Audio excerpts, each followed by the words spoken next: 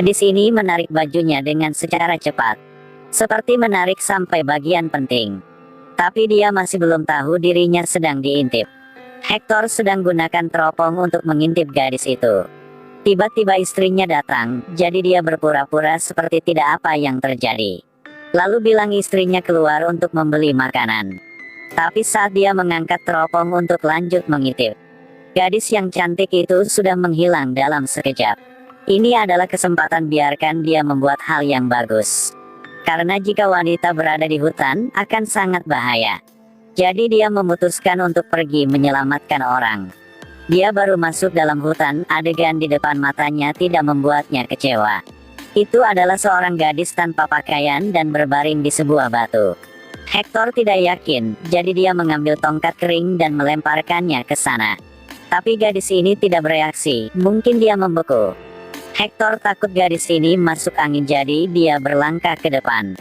Meskipun dalam kepalanya saat ini sangat bingung.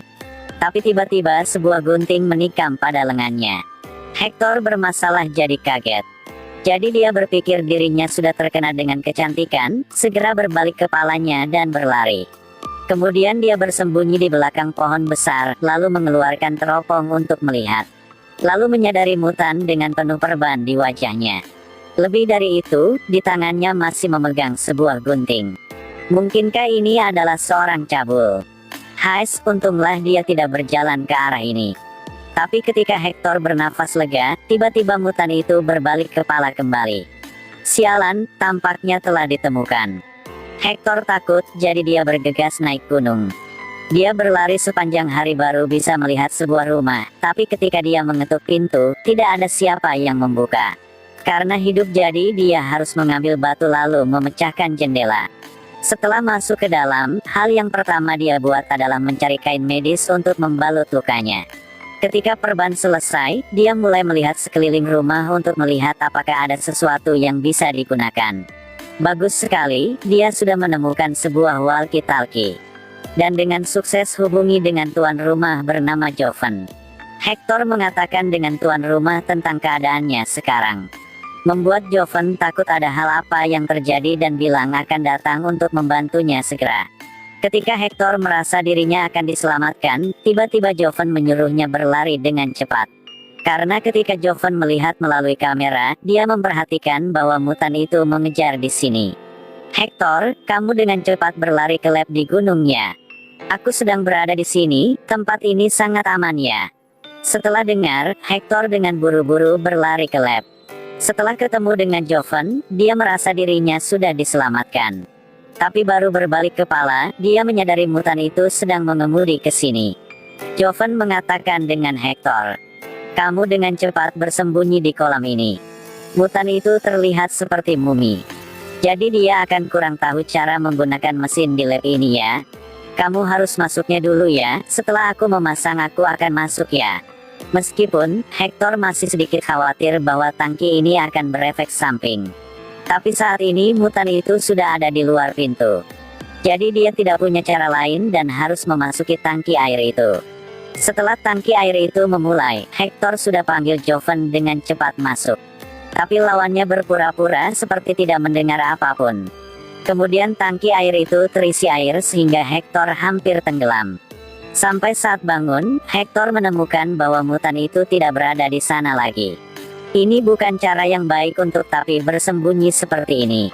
Bagaimana jika musuh terus bersembunyi di kegelapan untuk membalas dendam? Jadi Hector memutuskan untuk kembali rumah untuk memberitahu ke polisi. Tapi Jovan saat ini sudah memanggilnya kembali. Dan bertanya kenapa dia bisa berlari keluar lab. Tak perlu dikatakan, penyebutan ini membuat Hector menjadi gila. Aku masih belum menemukan kamu untuk berhitung ya. Bukan bilang bersembunyi bersama tapi kamu biarkan aku sendiri dalamnya ya. Setelah mendengar Jovan dengan wajah sangat kepanikan, aku sudah mengatakan apa? Hector saat ini tidak ingin berbicara dengannya lagi. Karena hal yang lebih penting sekarang adalah menemukan seorang Mutan itu sedang di mana. Dia mengangkat teropong untuk menemukan, hasilnya melihat di rumahnya. Tiba-tiba muncul seorang pria. Lebih dari itu, pria itu ialah diri Hector. Jovan saat ini menjelaskan dengan Hector. Kamu baru masuk tangki air beberapa jam, segera menciptakan 2 Hector. Dia adalah Hector kedua, dan jika tidak terjadi apa keluar keinginan, nanti malam ini Hector pertama akan bertemu dengannya. Saat itu, aku akan memasukkannya ke dalam tangki air untuk menjadikannya satu-satunya Hector. Tapi ketika Hector berpikir tentang dalam rumahnya ada seorang pria bersama istrinya sudah merasa sangat tidak nyaman. Jadi dia sudah menelepon istrinya untuk menjelaskan. Tetapi ketika ujung telepon yang lain mengangkat, Hector mendengar suaranya lagi. Saat ini, dia baru tiba-tiba ingat tentang sore ini dia juga mendapatkan sebuah panggilan seperti itu. Sebenarnya, tidak lama, ada panggilan datang. Dan semuanya seperti mengatur dari dahulu. Hector belum tenang, telepon berdering lagi membuat Joven sangat marah. Aku bilang untuk kamu tahu, jika kamu masih berlari keluar lagi, malam ini. Saat Hector pertama datang tapi kamu tidak memasuki tangki air, nanti kamu akan selesai hidup. Tapi Hector tidak percaya, jadi dia mengambil kesempatan Joven keluar. Saya mencuri kunci mobil untuk lari pulang. Di perjalanan, dia melihat lagi seorang gadis di hutan sedang berjalan di jalan. Jadi hal ini membuatnya sangat panik. Apakah gadis itu sedang di hutan? Tapi sebelum aku bisa memikirkan apapun, sebuah mobil menabrak mobilku dari belakang. Mutan itu kemudian meraih gadis itu, lalu melepas kaos kakinya dan meletakkannya di hidungnya untuk menghidu. Tetapi kedatangan Hector mengganggu bisnisnya. Jadi dia harus bersembunyi di belakang pohon. Lalu mengambil waktu lawannya tidak perhatian, gunakan pisau menikam pada tangan Hector. Membuatnya karena takut dan melarikan diri. Tapi mutan ini tidak buru-buru. Tapi sebaliknya, dia dengan pelan-pelan pergi ke halaman kosong. Di tangannya memegang dengan keras gunting dan mulai mememukan Hector. Lebih dari itu, dia berlangkah 3 langkah segera berbalik kepala untuk melihat. Sepertinya sedang bermain permainan apapun. Ternyata, tujuan mutan ini adalah ingin Hector dengan cepat ke lab. Jadi, identitas keduanya pasti sudah ditebak oleh semua orang. Benar ya, tidak siapa lain, dia pasti adalah Hector kedua. Saat ini, Hector di lab kembali mengudara 3 jam yang lalu. Kemudian Joven mengatakan dengannya bahwa jika dia tidak ingin mati, terpaksa membiarkan semuanya terjadi apa adanya. Jadi terpaksa Hector pertama pergi ke lab.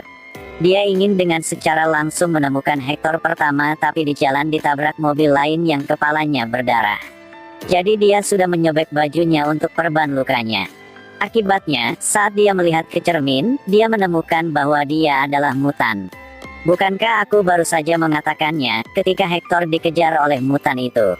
Dia sudah bersembunyi ke tangki air dan kembali mengudara 3 jam yang lalu. Kemudian dia berubah menjadi Hector kedua, tapi sekarang dirinya adalah mutan itu. Hector belum cukup waktu untuk pikir sekarang dia harus melakukan apa, gadis itu tiba-tiba muncul. Dia datang untuk membantu korban kecelakaan, lebih dari itu, dia sedang bersiap untuk membawa Hector kedua ke rumah sakit. Tapi jika begitu, kisah ini akan menjadi semakin bermasalah. Saat ini, gadis ini sedang menggunakan gunting untuk menyesuaikan ikat kepala Hector. Membuatnya merasa sedikit akrab. Karena gunting itu bukan gunting yang menikamnya kan? Akhirnya, dia juga menemukan masalah. Hector segera memegang gunting untuk mengancam gadis itu. Kemudian menangkap gadis itu ke hutan dan melepaskan pakaiannya. Hector pertama sebenarnya akan terjebak karena dia ingin masuk hutan untuk menemukan orang. Tapi Hector kedua sudah bersembunyi di belakang batu untuk pengawas Hector pertama. Dia tidak hati-hati jadi dijatuhkan oleh gadis. Tapi tidak masalah jika kita tidak menangani gadis itu kali ini. Segera, Hector kedua buru-buru mengejar gadis dan memukul pingsan gadis itu. Selanjutnya adalah pembukaan kami. Hector pertama masuk dalam hutan dan ditikam. Kemudian dia berlari ke lab. Hector kedua selesai semua dan bernafas lega. Dan sekarang dia hanya menunggu sampai malam, semuanya akan tidak apa-apa. Tapi tiba-tiba dia mendengar teriakan dari hutan. Tapi gadis itu masih berbaring di situ, ini terlihat rumit. Hector kedua kembali untuk melihat tapi gadis tidak ada di sana lagi, hanya tinggalkan kalungnya. Jadi Hector kedua buru-buru mengejar gadis itu. Tapi setelah berlari sebentar, kembalilah ke rumahnya. Dia mendengar suara di lantai dan ingin naik ke atas untuk melihat keadaan. Tapi dia masih belum melihat siapapun, tetapi tiba-tiba sebuah meja memukul kepala dia dan dia pingsan. Saat ini, kepalanya dibalut perban seperti sedang berakting di film. Setelah bangun, Hector kedua berlari ke lantai atas tapi lawannya tidak berani untuk melihatnya. Mereka bersembunyi di loteng, lebih dari itu, mereka dikunci pintu, jadi hal ini semakin bermasalah. Di luar pintu, dia tidak bisa mendengar dengan jelas. Jadi dia langsung menghancurkan pintu untuk masuk kamar. Kemudian dia terpaksa lawannya untuk memanjat ke atap rumah, tapi lawannya dengan tidak hati-hati jatuh. Hector kedua membungkuk untuk melihat baju merah, rambut pendek. Orang ini bukan gadis itu, ialah istrinya. Dia sangat menyesali, tapi tepat pada waktu itu. Telepon Hector pertama menelepon lagi untuk meminta bantuan Jovan. Hector kedua berpikir sebentar dan berpikir bahwa hanya dia kembali waktu yang lalu, istrinya akan tidak mati. Jadi dia sudah mengemudi mobil ke lab di gunung. Lalu memanjat ke jendela untuk melihat. Tetapi hasilnya adalah menghadapi diri sendiri dan menakut-nakuti lawannya. Membuatnya dengan buru-buru masuki tangki air. Masih pikir bahwa Hector ke garis bawah 2 yang bisa lepas dari siklus ruang dan waktu. Tapi berpikir untuk menyelamatkan istrinya, jadi dia memutuskan untuk pergi ke udara lagi. Tapi peneliti Jovan tidak setuju, katanya. Karena mesin tidak stabil, jadi tidak cukup energi untuk Hector melalui udara sekali lagi. Dia hanya mengatakannya untuk mengalihkan perhatian lawannya. Baru membuang baterai mesin itu, tetapi orang Hector 2 tidak biasa. Masalah kekurangan baterai ditemukan olehnya dan sekarang dia menggunakan tongkat untuk mengancam Jovan. Jovan segera bernasihatnya dan berkata, "Jangan pikirkan itu lagi, kamu tidak bisa mengubah masa lalu. Lebih dari itu, akan membuat hasil tanpa diduga ya. Jika kamu lanjut melalui udara akan menciptakan Hector ketiga ya. Dan jika Hector kedua dan ketiga tidak masuki tangki air, nanti hasilnya tidak bisa berpikir ya." Tapi Hector kedua saat ini tidak peduli lagi, karena dia sudah berencana. Artinya, setelah melalui udara, dia akan membiarkan Hector pertama melewati jalan itu lagi. Lalu diam-diam berurusan dengan Hector kedua, tapi jika seperti itu, pasti akan celah. Hei, berbicara tentang celah, dia menemukan sesuatu yang teduh. Kenapa bateraimu penuh sebelum aku datang? Ini apakah semua masalah ini diatur olehmu, benar kan? Kamu hanya menungguku sampai dan berlompat ke tangki air, benar kan? Setelah selesai kata, Hector memukul Jovan sebuah tongkat. Menyebabkan lawannya mengatakan yang sebenarnya karena dia takut dia akan kehilangan kendali. Seperti ini, Hector ketiga sudah menggunakan walkie-talkie untuk mengatakan denganku tentang rencanamu untuk aku mencegahmu ya. Hector kedua tercengang setelah mendengarkannya. Bahkan ada ketiga kan. Jadi jelas aku bukan orang pertama yang melalui udara. Namun, jika seseorang telah melintasi udara 2 kali, jadi kenapa mencegahku? Tapi sekarang dia tidak bisa mengurus hal lain.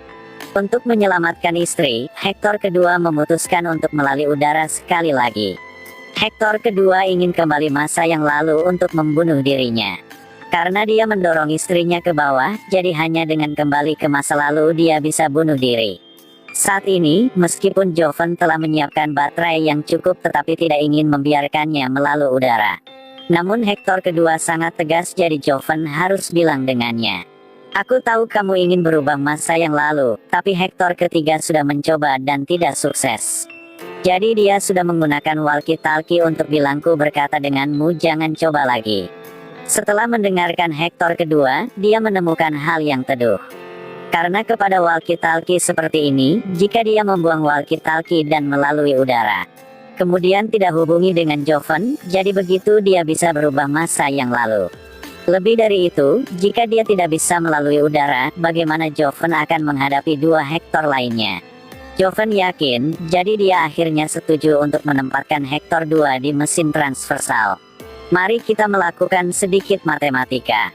Sekarang Hector sudah melewati udara 2 kali, jadi di ruang yang sama akan muncul 3 Hector. Nomor 1 melihat pemandangan dengan teropong, nomor 2 dikejar mutan dan bersembunyi di tangki air. Sedangkan nomor 3 tahu naskah semuanya. Sekarang nomor 3 ingin berubah masa yang lalu, nanti rencana yang detail akan seperti ini. Ketika nomor 2 di perjalanan kembali rumah, akan membuatnya mati. Kemudian membawanya ke lab. Dengan begitu, ruang tidak akan terganggu, tetapi sebaliknya, istri akan terselamatkan. Dan hal pertama yang dilakukan nomor 3 setelah keluar dari tangki air adalah meyakinkan Jovan. Jika kamu tidak ingin semua orang tahu tentang mesin kamu, harus bikin seperti kataku. Sebentar lagi, ketika nomor 1 dan 2 muncul. Kemudian bawa mereka ke kamar di bawah gunung dan temukan alasan untuk menahan mereka di sana. Setelah mengatakan itu, dia bersembunyi di samping. Sedangkan Jovan saat ini belum cukup waktu untuk bereaksi adalah hal apa yang terjadi. Dalam mesin itu benar-benar muncul Hector lagi. Dia takut semuanya akan terungkap, jadi dia hanya bisa mengikuti perintah Hector. Sedangkan Hector ketiga mungkin sekarang sedang mengemudi mobil datang. Dia tahu perjalanan nomor 2, jadi dia berhenti di pinggir jalan untuk menunggunya. Kemudian, ketika nomor 2 menghentikan mobil, dia menginjak gas, menyebabkan mobil menabrak pohon. Tapi tidak terduga bahwa dia belum mati. Hanya Hector nomor 2 sekarang sudah berubah menjadi mutan. Dan sebaliknya, Hector nomor 3 sudah terluka serius. Dia dengan susah bangun dan kemudian melihat walkie-talkie di sebelahnya. Sampai saat ini, dia sudah tahu walkie-talkie berasal dari mana. Jadi Hector akhirnya sudah paham semuanya. Ini adalah pengaturan hidup, bahkan kembali ke masa lalu tidak dapat menyelamatkan istrinya. Jadi Hector sudah berhubungi dengan Jovan dan berkata bahwa aku gagal ya. Tapi baru selesai kata, gadis itu sekarang sudah bangun. Gadis itu sangat khawatir karena dia takut mutan itu akan menyusul. Tapi Hector sangat tenang dan bilang gadis harus bersembunyi di sini.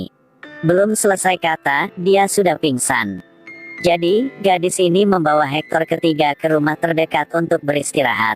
Yang kebetulan adalah rumah Hector.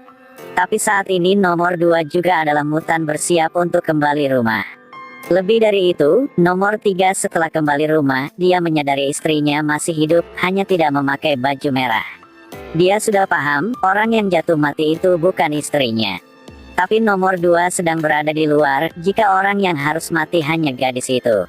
Nomor 3 menyuruh istrinya harus bersembunyi lalu naik ke atas untuk menghadapi dengan nomor 2. Kemudian dia gunakan meja untuk memukul pingsan nomor 2 dan memperpanjang waktu gadis itu dan berkata, dia adalah mutan, kamu harus ganti pakaian untuk membodohinya.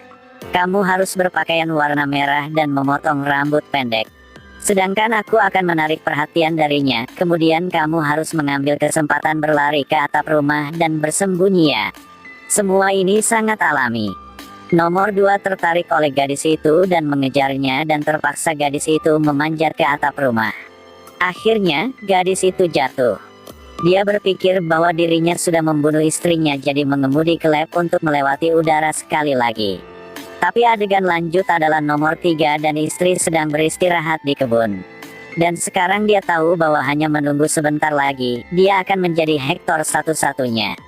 Cerita sampai ini berakhir ya. Film Teenage Remake ini termasuk 4 karakter dan 3 adegan, dengan biaya sangat sedikit. Tapi kesempurnaan filmnya sangat tinggi. Setiap desain sempurna. Contohnya seperti Hector dan Jovan melalui walkie-talkie untuk berkomunikasi satu sama lain. Nomor 3 juga melalui walkie-talkie dan tahu tidak bisa berubah masa lalu. Jadi film telah menjadi siklus yang sangat logis ketika detailnya terintegrasi. Awalnya, kita akan susah paham tapi ketika kita memasuki sirkuit film, maka kita akan merasa bahwa desain penulis sangat kebetulan. Film ini syuting beberapa tahun lebih awal dari film Evil Triangle. Tapi film Evil Triangle masih mendapat banyak perhatian dari penonton. Akhirnya, saya ingin menjelaskan sedikit tentang nama film Teenage Remake. Saya tidak tahu apakah orang memperhatikan. Setiap kali Hector melewati udara, dosanya akan tambahkan. Hector pertama hanya seorang yang flamboyan. Tapi ketika menjadi nomor 3, dia bisa membuat apapun. Bahkan bisa mengatur untuk membunuh gadis. Dan ini adalah lingkaran dosa. Jangan lupa like dan share untukmu ya.